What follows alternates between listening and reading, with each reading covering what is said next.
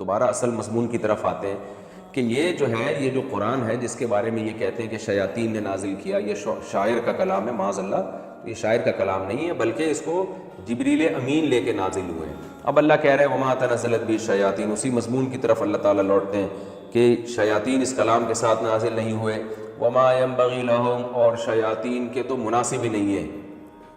ایسا کلام۔ کیا مطلب اس آیت کا؟ کہ جو جنات اور شیاطین ہوتے ہیں نا، جو جن لوگوں پر آتے ہیں، وہ اس طرح کی باتیں کرتے ہی نہیں ہیں۔ اتنے اچھی اچھی باتیں کہ نماز پڑھو، ماں باپ کی اطاعت کرو، رشتہ داری جوڑو، شراب سے بچو، وراثت کے حکام، نکاح طلاق کے حکام، اللہ کی توحید۔ کبھی دنیا میں کسی عامل کو دیکھا اتنی اچھی باتیں کرتے ہوئے جس پر جنات آئے ہوئے ہوں؟ دنیا میں کسی جادوگر کو دیکھا جس پہ جنات آئے ہوئے ہوں، یا کاہن اور نجومی جو ننگ دھڑنگ بیٹھے ہوئے ہوتے ہیں؟ تو جنات تو اوٹ پٹانگ باتیں کرتے ہیں۔ میں نے خود بھی دیکھا ہے جنات کو، جب کسی پہ جن آیا ہوا ہو نا تو بہت ہی اوٹ پٹانگ قسم کی باتیں کر رہے ہوتے ہیں جو بالکل فہم سے بالاتر ہوتی ہیں، کبھی سیدھی بات کرتے ہی نہیں اور ایک بات پہ ٹکتے ہی نہیں ہیں۔ تو اللہ مشرکین مکہ سے کہہ رہے ہیں تم نے نجومی اور کاہن دیکھے ہیں، اور جنات جو ان کی زبانوں پہ آ کے کلام کر رہے ہوتے ہیں، تو کیا وہ اس طرح کا کلام ہوتا ہے؟ تو وما ينبغی لہم، جنات کے لائق ہی نہیں ہے، مناسب ہی نہیں ہے کہ یہ قرآن جو ہے یہ جنات کے لائق ہی نہیں ہے کہ جنات اس طرح کی باتیں اپنی زبان سے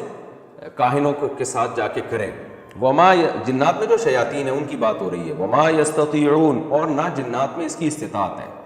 استطاعت کا مطلب کیا ہے کہ یہ اوپر جا بھی نہیں سکتے کہ اللہ کے کلام کو اچک کے لے آئیں اور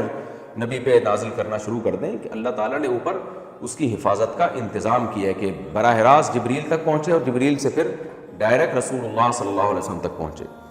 انہم عن السمع لمعزولون، وہ جنات تو اس کلام کو سننے سے معزول ہیں، یعنی جو عالم بالا میں جب یہ کلام نازل ہوتا ہے جبریل اور جبریل کے ذریعے نبی پر،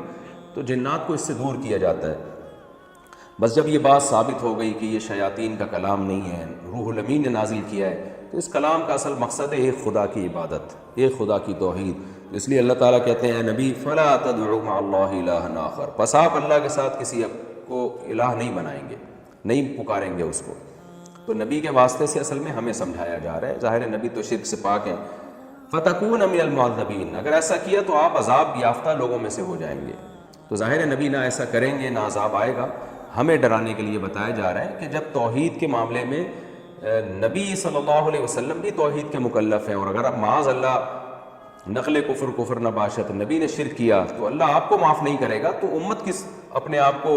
کیا سمجھتی ہے کہ وہ شرک کرے گی تو کیا اللہ تعالیٰ چھوڑ دے گا؟ اس میں آج ہمیں جو ہمارے ہاں جو بدعتیوں میں شرک پھیل گیا ہے نا، قبروں سے مانگنا اور رسول اللہ کو مشکل کشا حاجت روا سمجھنا، اور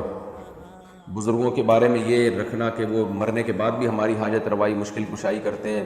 اور نبی صلی اللہ علیہ وسلم کے بارے میں یہ سمجھنا کہ وہ جہاں چاہیں ہماری پکار کو سنتے ہیں اور ہماری پکار کا جواب دیتے ہیں۔ یہ شرکی عقیدے، جو لوگ بھی یہ شرکی عقیدے رکھتے ہیں کہ نبی حاضر ناظر ہیں، مشکل کشا ہے، تو ان کو اس آیت سے ڈرنا چاہیے۔ اللہ کہہ رہے ہیں نبی اگر آپ نے شرک کیا تو آپ عذاب والوں میں سے ہو جائیں گے۔ تو یہ اصل میں ظاہر ہے نبی سے تو ممکن ہی نہیں ہے۔ تو آپ سوچیں کہ جب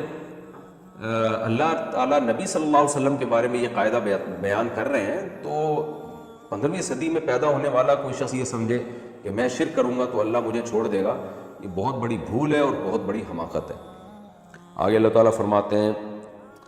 وَأَنذِرْ عَشِيرَتَكَ الْأَقْرَبِينَ، اور اے نبی آپ اپنے قریب ترین رشتہ داروں کو ڈرائیے۔ اس آیت کے نازل ہونے کے بعد آپ صلی اللہ علیہ وسلم نے اپنے تمام قریب ترین رشتہ داروں کو جمع کیا اور ان کو توحید کی، کیونکہ مکہ میں نازل ہونے والی صورت ہے اور وہیں یہ آیتیں نازل ہوئی، ابتدائے اسلام والی آیتیں ہیں یہ۔ تو آپ نے اپنے رشتہ داروں کو الگ سے جمع کر کے ان کو دعوت اور تبلیغ کا آپ نے کام کیا وہاں پہ۔ اور اس آیت سے بھی پتہ چلتا ہے کہ رشتہ داروں کا حق ہر لحاظ سے اللہ نے پہلے رکھا ہے، کہ ان کو دین کی دعوت اور ان کی دین کی فکر کرنا یہ اجنبیوں پر اس کی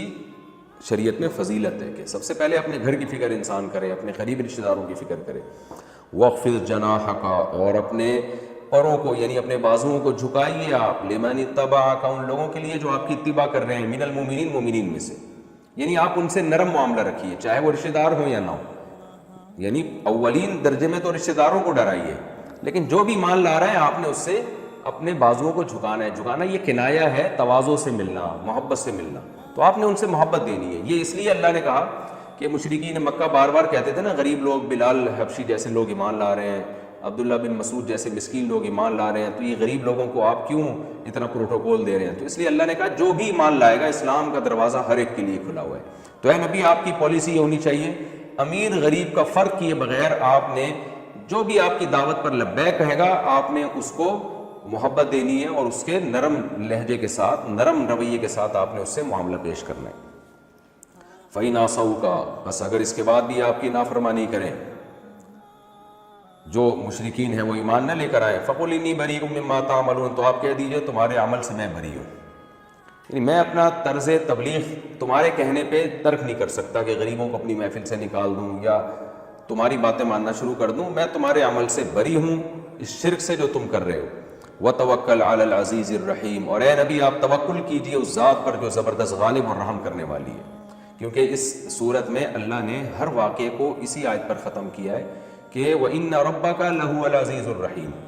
ہر واقعے سے اللہ نے یہ ثابت کیا، دیکھ تیرا رب بڑا زبردست غالب ہے، کیسے کیسے قوموں کو تباہ کرتا ہے اور رحم کرتا ہے جو اللہ کی مانتے ہیں۔ تو اے نبی آپ اسی رب پر توکل کیجئے جو زبردست غالب ہے، جو چاہے کر سکتا ہے اور آپ پر رحم بھی کرے گا وہ، آپ اگر اس پر توکل کریں گے تو ان کے شر کو سے آپ متاثر نہ ہو، بلکہ اللہ کی ذات پر توکل کر کے دعوت اور تبلیغ کا کام جاری رکھیں۔ اور وہ اللہ کا علم بھی کامل ہے اور وہ آپ کی نیکیوں کو بھی دیکھ رہا ہے کہ آپ اس کے لیے کیا کر رہے ہیں۔ تو نماز چونکہ سب سے بڑی نیکی ہے اس لیے اللہ نے اس کا تذکرہ کیا، یہ نبی کی تسلی کے لیے، الذی یراک حین تقوم، وہ آپ کو دیکھتا ہے جب آپ کھڑے ہوتے ہیں نماز کے لیے، وتقلبک فی الساجدین، اور سجدہ کرنے والوں میں جب آپ الٹ پلٹ کر رہے ہوتے ہیں تو وہ اس عمل کو بھی دیکھ رہا ہوتا ہے۔ کتنی بڑی فضیلت ہے نماز کی اور جماعت کی نماز اور نمازیوں کی۔ ہم جب نماز پڑھ رہے ہوتے ہیں سجدے میں، تراویح میں خاص طور پر یہ منظر دیکھنے کو ملتا ہے، کیونکہ الٹنا پلٹنا بار بار سجدہ، تو یہ تراویح کی نمازوں میں بہت ہوتا ہے، تو بار بار سجدے میں جانا اٹھنا پھر سجدہ کرنا، تو اللہ کہتے ہیں میں اس عمل سے غافل نہیں ہوں، میں تمہارا یہ عمل دیکھ رہا ہوں۔ انہ هو السمیع العلیم، کیونکہ وہ سننے والا بھی، العلیم جاننے والا بھی ہے۔ آگے ان کا جو یہ اشکال تھا نا کہ یہ نبی پر شیاطین معاذ اللہ نازل ہوتے ہیں، تو اللہ نے ایک جواب تو یہ دے دیا کہ شیاطین تو ایسا کلام کر ہی نہیں سکتے۔ آگے ایک اور اللہ جواب دے رہے ہیں کہ هل انبئکم علی من تنزل الشیاطین، خود نبی کی شخصیت کو دیکھو، یعنی تم یہ کہہ رہے ہو یہ قرآن شیطان لے کر آ رہے ہیں، معاذ اللہ شیطان کا کلام ہے،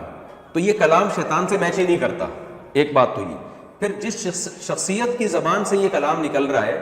تو تمہارا یہ دعویٰ ہے کہ شخصیت پر شیطان آ رہے ہیں، تو یہ شخصیت بھی ایسی شخصیت ہے کہ ایسے لوگوں پہ شیطان آتے نہیں ہیں۔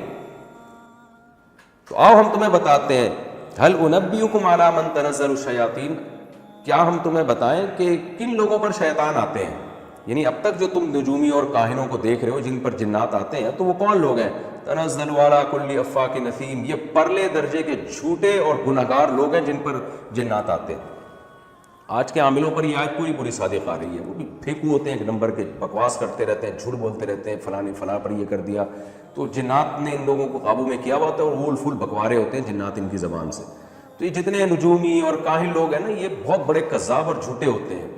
اور تکلف کر کر کے زبانوں کو گھما گھما کے باتیں کرتے ہیں۔ یہ ہمارا تو مشاہدہ ہے، اور ظاہر ہے مشرکین مکہ کا تو ہم سے بھی زیادہ مشاہدہ ہوگا۔